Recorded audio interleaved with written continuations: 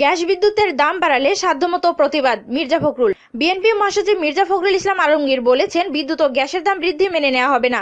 সবার আপত্তি সত্ত্বেও সরকার অন্যায়ভাবে গ্যাস বিদ্যুতের দাম বাড়ানোর সিদ্ধান্ত নিলে বিএনপি সাধ্যমতো এর তীব্র প্রতিবাদ করবে। রোববার বেলা 12টার দিকে নয়াপল্টনে বিএনপির কেন্দ্রীয় কার্যালয়ে এক সংবাদ সম্মেলনে তিনি এসব কথা বলেন। এর আগে দলটির বিভিন্ন অঙ্গ সংগঠনের নেতাদের সঙ্গে এক যৌথ সভা করেন বিএনপি মহাসচিব। মির্জা ফখরুল বলেন, বিদ্যুৎ ও গ্যাসের দাম বাড়ানো হলে বিএনপি সাধ্যমতো এর প্রতিবাদ করবে। একই সঙ্গে অন্যায়ভাবে চাপিয়ে দেয় এই মূল্যবৃদ্ধি মেনে নেওয়া হবে না। দেশে একদলীয় শাসন বিরাজ করছে জানিয়ে তিনি বলেন, আজকে দেশে একদলীয় শাসন ব্যবস্থা প্রতিষ্ঠিত হয়ে গেছে। দেশের মানুষের গণতান্ত্রিক অধিকার, কথা বলার অধিকার নাই। এরকম একটি অবস্থায় আমরা স্বাধীনতা দিবস পালন করতে যাচ্ছি। আজকে এই দেশের মানুষ কোনো বিচার পায় না, কোনো ইনসাফ নেই। এ দেশের মানুষ নিরাপদ নয়। এটি আশা করি যে মানুষের গণতন্ত্রের জন্য যে চিরন্তন সংগ্রাম, সেই সংগ্রাম বাংলাদেশের মানুষ করছে। ইনশাআল্লাহ তারা অবশ্যই বিজয় হবে, যোগ করে বিএনপি মহাসচিব। 30 ডিসেম্বর ভোটের সমালোচনা করে মির্জা ফখরুল বলেন, স্বাধীনতার দীর্ঘ সময় পার হলেও দেশের মানুষ সত্যিকারের স্বাধীনতা পায়নি। 30 ডিসেম্বরে বাংলাদেশে কোনো নির্বাচন হয়নি, এটি দেশের মানুষ জানে। পরে মির্জা ফখরুল 26শে মার্চ স্বাধীনতা দিবস উপলক্ষে 7 দিনের কর্মসূচি ঘোষণা করেন। তিনি জানান, মহান স্বাধীনতা দিবসকে যথাযথ মর্যাদায় পালন করতে আমরা 7 দিনের কর্মসূচি গ্রহণ করেছি। এর মধ্যে 3 দিন বিএনপির, 4 দিন দলের অঙ্গ ও সহযোগী সংগঠনের উদ্যোগে পালন করা হবে। মির্জা ফখরুল জানান, অনুমতি পাওয়া গেলে 25 মার্চ বিকালে ইঞ্জিনিয়ার্স ইনস্টিটিউশন অথবা মহানগর নাট্যমঞ্চে আলোচনা সভা ও জাসাসের উদ্যোগে সাংস্কৃতিক অনুষ্ঠানের আয়োজন করা হবে। 26শে মার্চ সকালে দলীয় কার্যালয় এবং সারা দেশে জাতীয় ও দলীয় পতাকা উত্তোলন এবং সাভারে জাতীয় স্মৃতিসৌধে শহীদদের প্রতি শ্রদ্ধা নিবেদন করা হবে। ওই দিন বেলা 11টায় জিয়াউর রহমানের কবরে শ্রদ্ধা নিবেদন সহ ফাতিহা পাঠ করা হবে। 27 মার্চ স্বাধীনতা দিবস উপলক্ষে একটি বর্ণাঢ্য র্যালি বের করা হবে। উল্লেখ করেন বিএনপির মহাসচিব বলেন, প্রশাসনের অনুমতি পেলে র্যালির সময় নির্ধারণ করা হবে। এর বাইরে বাকি 4 দিনের কর্মসূচিতে ছাত্রদল, যুবদল, স্বেচ্ছাসেবক দল সহ অন্যরা নিজেদের সুবিধা মতো পালন করবে। সংবাদ সম্মেলনে উপস্থিত ছিলেন বিএনপির ভাইস চেয়ারম্যান শামসুজ্জামান দুদু, সিনিয়র যুগ্ম মহাসচিব রুহুল কবির রিজভী, যুগ্ম মহাসচিব মোয়াজ্জেম হোসেন আলাল, খায়রুল কবির খোকন প্রমুখ। মানবিক মূল্যবোধে এগিয়ে আমরা। তথ্যমন্ত্রী ও আওয়ামী লীগের প্রচার ও প্রকাশনা সম্পাদক ডক্টর হাসান মাহমুদ বলেছেন, মানবিক মূল্যবোধে অনেক পশ্চিমা দেশ থেকে আমরা এগিয়ে আছি। তাই পশ্চিমাদের অন্ধ অনুকরণ নয়। তারা ভৌত ও অবকাঠামোগত দিক দিয়ে উন্নততর হলেও পারিবারিক ও সামাজিক মূল্যবোধে আমরা তাদের থেকে উন্নত ও বেশি ধনী। মন্ত্রী শনিবার দুপুরে রাজধানীর গুলিস্তানে মহানগর নাট্যমঞ্চ হলে ঢাকা মানবাধিকার কনভেনশন 2019-এর প্রধান অতিথির বক্তৃতায় একথা বলেন।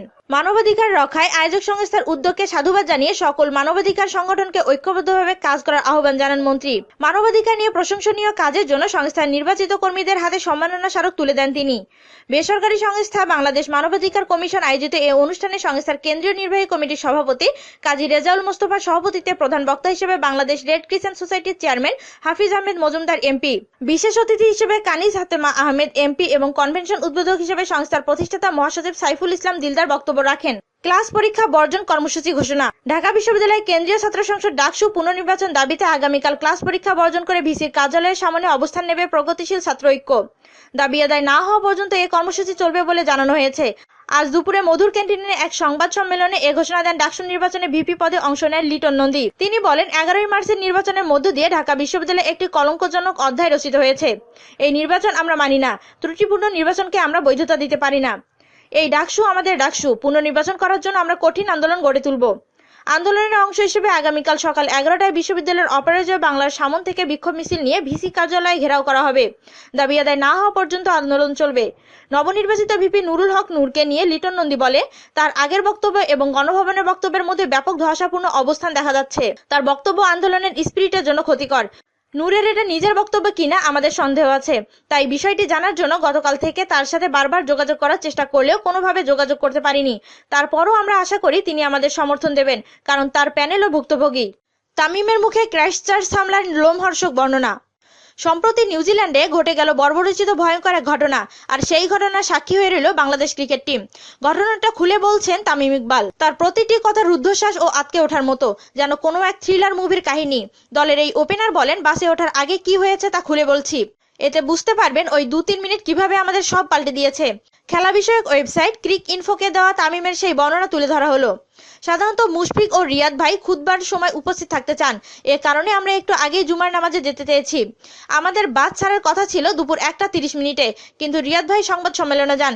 সেখানে একটু দেরি হয়ে যায়। সংবাদ সম্মেলন শেষে তিনি ড্রেসিং রুমে ফিরে আসেন।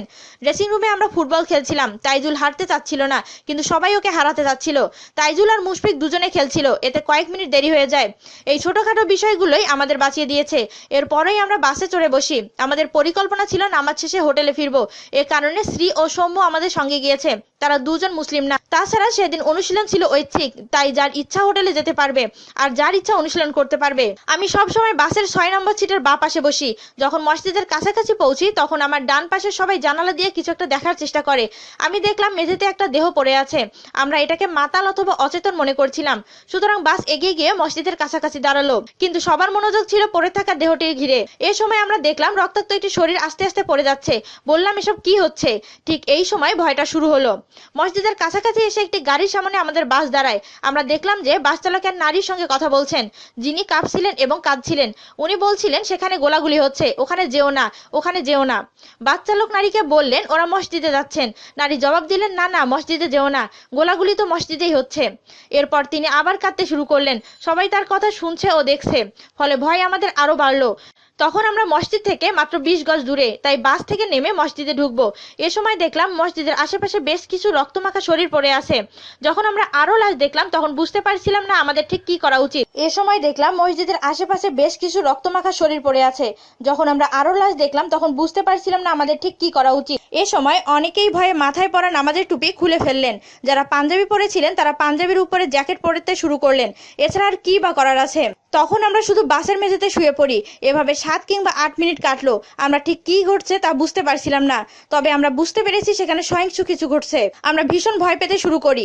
দেখুন আমাকে, আমি ঠিক মতো কথা বলতে পারছি না।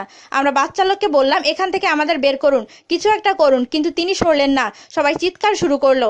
ওই 6 কিংবা 7 মিনিট সেখানে কোনো পুলিশ ছিল না। এরপর হঠাৎ করেই পুলিশ এলো এবং ওদের বিশেষ বাহিনী ঝড়ের বেগে মসজিদে ঢুকলো। আমরা পুরো শরীর ঠান্ডা হয়ে আসছিল। আমার পুরো শরীর ঠান্ডা হয়ে আসছিল। রক্তমাখা শরীর নিয়ে আরো অনেকে মসজিদ থেকে বের হতে শুরু করলো।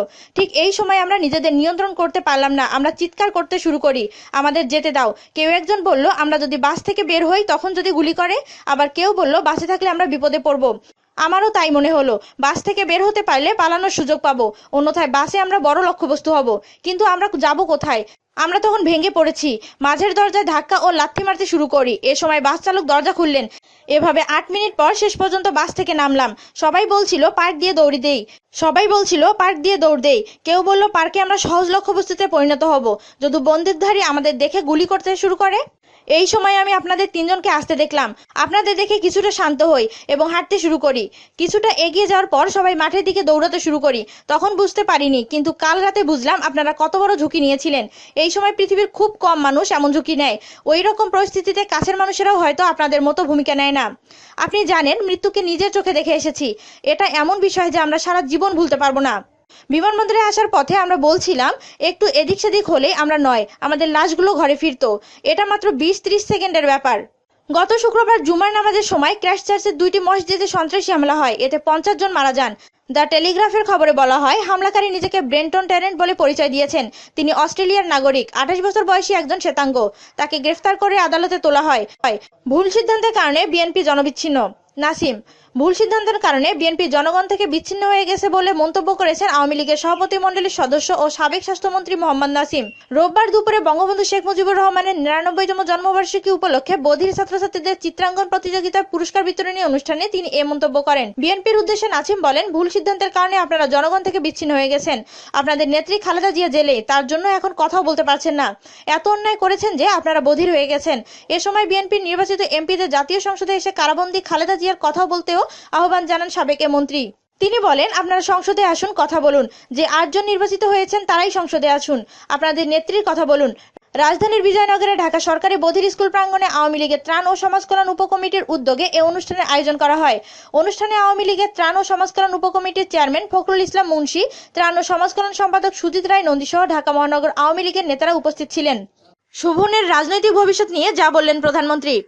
ঢাকা বিশ্ববিদ্যালয় কেন্দ্রীয় ছাত্র সংসদ নির্বাচনে সভাপতি পদে পরাজিত ছাত্রলীগের কেন্দ্রীয় সভাপতি রেজাউনুল হক চৌধুরী শোভন শনিবার প্রধানমন্ত্রী শেখ হাসিনার সঙ্গে কথা বলেছেন। এ সময় প্রধানমন্ত্রী তার উদারতার ভূয়সী প্রশংসা করেন। তার পরিবারের রাজনৈতিক পটভূমির কথা তুলে ধরেন। ছাত্রলীগ সভাপতিকে তার পাশে বসান প্রধানমন্ত্রী। শনিবার গণভবনে প্রধানমন্ত্রীর সঙ্গে সাক্ষাৎ করেন ডাকসুর নির্বাচিত প্রতিনিধিরা। এ সময় সেখানে ছাত্রলীগের সভাপতি শোভনও ছিলেন। শোভন পরাজিত হয়েও ভিপি নুরুল হক নূরকে বুকে টেনে নেয় তার প্রশংসা করে শেখ হাসিনা বলেন, শোভন রাজনৈতিক উদারতার পরিচয় দিয়েছে। এ সময় প্রধানমন্ত্রী শোভনের শোভনের রাজনৈতিক ভবিষ্যৎ উজ্জ্বল এমনও ইঙ্গিত দেন। তিনি বলেন, ভোটে হারার পর শোভন আমার কাছে এসেছে। আমি শোভনকে বলেছি, ভোটে হেরেছো, এবার যাও তাকে অভিনন্দন জানাও। সে তাই করেছে। সে যেভাবে নেতৃত্ব দিয়ে পরিস্থিতি শান্ত করেছে তাতে ওর রাজনৈতিক নেতৃত্বই ফুটে উঠেছে। আমি এজন্য শোভনকে ধন্যবাদ জানাই। প্রধানমন্ত্রী বলেন, শোভন আওয়ামী পরিবারের সন্তান।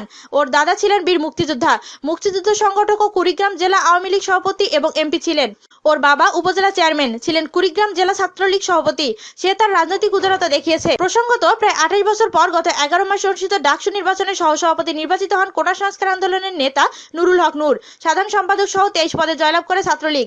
এদিকে কারচুপির অভিযোগ তুলে বিভিন্ন প্যানেলের পক্ষ থেকে ভোট বাতিল করে পুনঃ তফসিলের দাবি উঠেছে। ভিপি নুরুল হক নূরও 31 মার্চের মধ্যে পুনর্নির্বাচনের দাবি জানিয়েছেন।